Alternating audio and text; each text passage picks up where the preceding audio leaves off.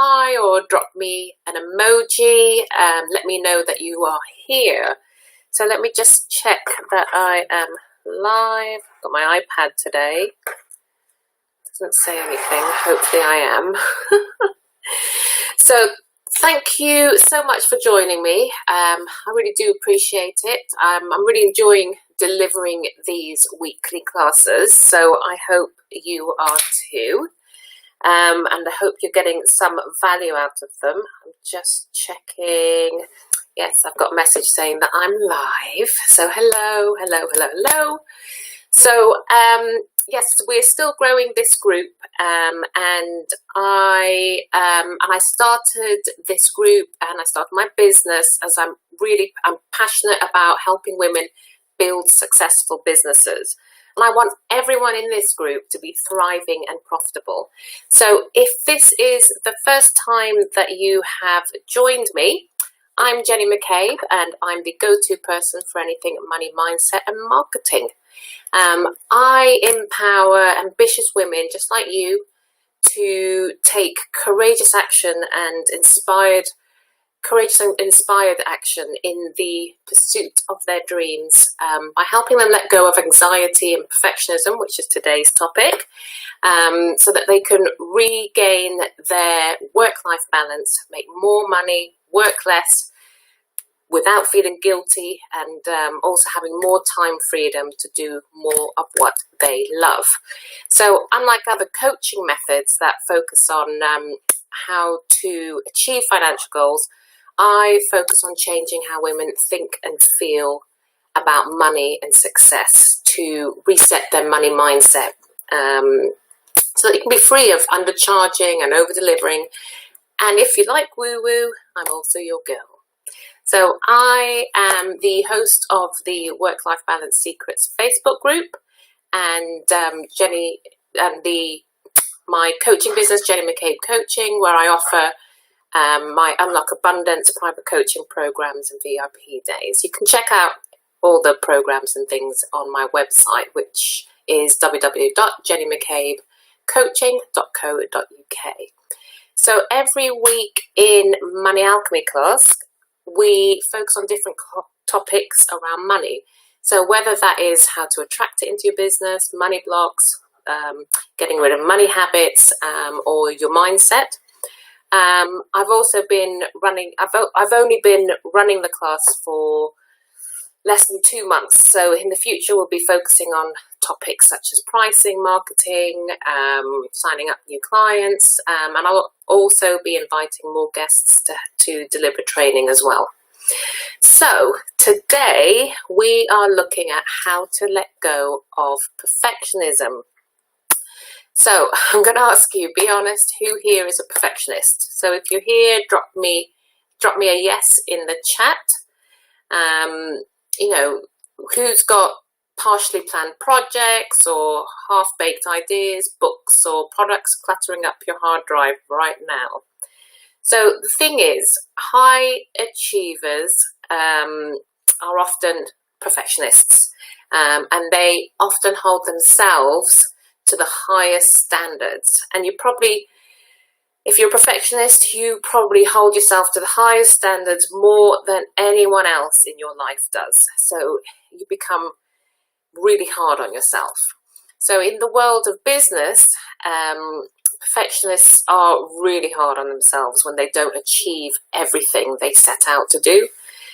So it makes high achievers high functioning, but let's be honest, perfectionism can also be a mask for insecurity, and it can manifest itself as procrastination, and that this becomes a barrier to you really earning your worth. It also stops you finishing your projects or launching a new service or product, and is a huge money block. So there are lots of definitions. So I had a look at definitions of perfectionism, and there are lots of different definitions. But the interesting one that I saw was about the psychology of perfectionism. And it is the definition is perfectionists strain compulsively and unceasingly towards unattainable goals and measure their self-worth by productivity and accomplishment. Perfectionists tend to be harsh critics of themselves when they fail to meet their expectations. So, wow. So that's really quite heavy energy. So whilst having high standards is a good thing, and striving for excellence shows that you have a great work ethic, but in business it can also be really debilitating. So perfectionism can or does often stem from childhood, and it's a coping mechanism to create a false sense of security, which comes from a really good place, but it does manifest itself as if I can control everything around me, maybe bad things won't happen to me, which is an adult version, and it turns into self-criticism, which is why perfectionists are afraid to make mistakes, as they're always trying to create perfectionism all around them, so that they think that being perfect means that they'll be loved. So they might be thinking, like, if I do this perfectly, I'll be loved. If I do this perfectly, I'll be safe. And these thoughts can create a huge fear of failure. So these thoughts aren't helpful if you want to live life to the full, or create a successful and profitable business. So today I want to help you change your relationship with perfectionism, because being a perfectionist will cost you money.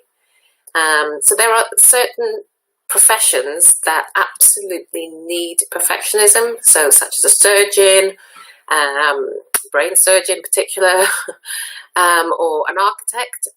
But for most businesses, high level of perfectionism isn't necessary. So in business, I guarantee you're going to be doing scary things all the time. And when you're doing all these scary things, it will challenge you. And when it challenges you, it activates the perfectionism trait all the time. And this when the perfectionism trait is when it tries to take control, tries to take over the situation. So in the first few years of business, when everything is new, whether it's being visible on social media, maybe it's sending out quotes, and maybe it's hoping clients will say yes to your quotes, maybe it's asking for the sale, or maybe it's even raising your fees. The first time you raise your fees, it's scary, right? So anything that stretches you and forces you to grow can trigger the perfectionism button, if you like. And this can be quite debilitating for some. So let's have a look at how we can overcome the debilitating perfectionism and turn it into healthy perfectionism, so that you can embrace new things with more confidence.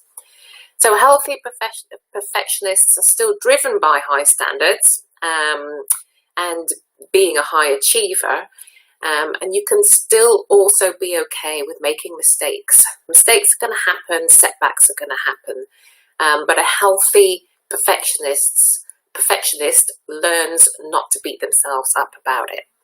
So imagine how you'd feel if you can still reach your goals and keep your high standards and still be okay, and still be able to overcome challenges and setbacks without these negative self-criticizing thoughts. And what's really important is that you don't let the setbacks define you in a negative way. So the first step is to draw a line in the sand and make a commitment to yourself to stop trying to make everything perfect, stop trying to control everything and making it perfect, and give yourself permission not to be at the top of your game all the time. So step 2 is allow yourself to be in the process of letting go. So, and also ditch black and white thinking. So black and white thinking is thinking anything less than perfect is a failure. Or if I ask for help, people will think I'm weak. So this isn't helpful. So one thing you can do is by taking one thing that you want to do, you want to learn, and break it down. So for example, it might be that you want to get good at social media marketing. So when you look at that, have a look at 3 things that you need to get good at. So is that going live, or is it posting engaging topics? So you might want to think about a short list of the things that you need to do to get good at. So for example, for social media marketing, that might be learning how to use Canva so you can create amazing graphics for your posts. Maybe that's how to create engaging posts, how to write engaging posts, and maybe that's also how to build your following. So when you break it down and create a short list of the things that you can get good at, give yourself permission to be in the process of learning these new skills. And that will help you enjoy doing it as well, and help you enjoy what you do. But also in the process, don't forget to celebrate your progress. So step 3 is change your negative self-talk to a more realistic way of thinking. So because perfectionists are very critical of themselves, one of the most effective ways to overcome perfectionism is to replace the negative self-talk. So for example, the thought, if you're just starting out in business, it might be, I'm a newbie in business. You might have these thoughts, oh my God, I'm a newbie in business. So this can instantly create a lot of negative self-talk.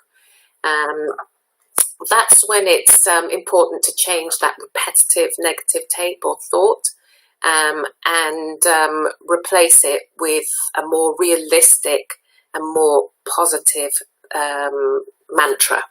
So psychologists used to call this changing the tape. So back in the days when people used recording machines with actual tapes, they called it changing the tape, but now they call it reframing.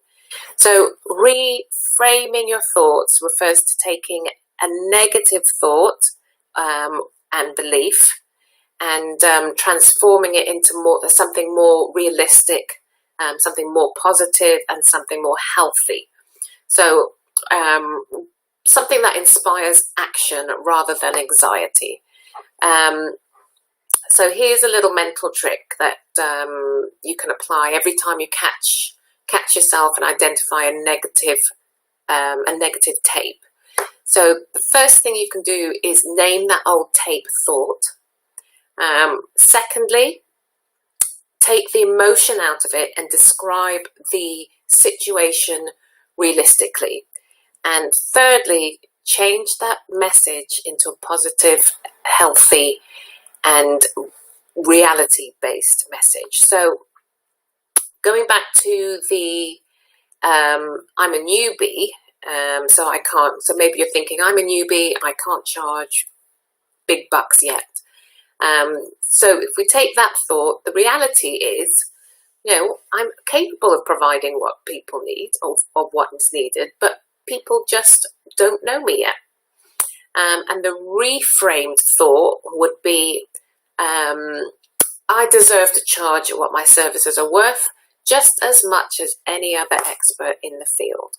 So if you do this for any old tape that holds you back, reframe all your thoughts and do this daily.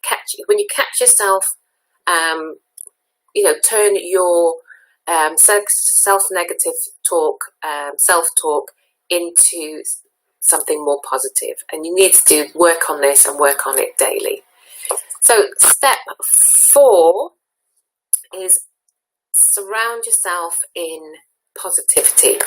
Surround yourself in positivity. So surround yourself with positive people every day, every single day, and people with the highest energy, people who will support you and appreciate you, and people who pull you forward and hold you accountable, and really immerse yourself in positivity. So step 5 is give yourself permission to take imperfect action. So you can't know the success rate of a project if you've never finished it, and you can't improve on anything if you've never launched it. You're much better off launching something without the bells and whistles, or it looking pretty, and then make improvements on your product, on your service, on your course or your program as you go along. So, I want you to let go of perfectionism so that you can achieve everything that you set out to do. So I know for some of you that, doing the imperfect action might bring up some fears around being judged. But if you go back to allowing yourself to be in the process by learning 3 things that you need to learn to get good at, you can start taking action. And do what you can with the skills and knowledge that you have right now. You're never going to learn everything, and nothing is going to be perfect. And holding off your product or service until it's perfect will delay the success of your business. And anyway, if you've launched it, most people won't even notice the difference between done and perfect. So they won't notice that anyway. So ask yourself, what is it costing me to wait until this is perfect? And even if it isn't perfect, can this be of service to someone now? So to wrap up, it's okay to have those high standards and be a high achiever, and it's okay to strive for more and better, just as long as you can use these 5 steps to overcome your feelings of feeling that anything less than perfect is not enough. So it is something that you're going to continually have to work on, but it will help you on your journey of self-development. So thank you so much for joining me today. If you want help, or you want help to reframe your negative self-talk and want to accelerate your business growth, I am offering a free 30-minute discovery call to help you get moving again, especially if you're feeling stuck or plateauing. You can drop me a message to arrange a chat. So that is today's class. If you haven't already seen it in the group, my next webinar, Stop Undercharging and Over-Delivering, is on Wednesday the 21st of October. So that's next Wednesday, actually. It's come around quick. So Wednesday 21st of October at 5 p.m. UK time. I believe that's 12 p.m. Eastern. So you can, if you'd like to come, please do join me. I think if Tel could put a link in the chat so you can sign up to the webinar, and hopefully I'll see you then. If not, thank you very much for joining me today. Next week's money class will be on Tuesday the 20th of October at 1 p.m. So thank you very much for joining me. My love and happiness.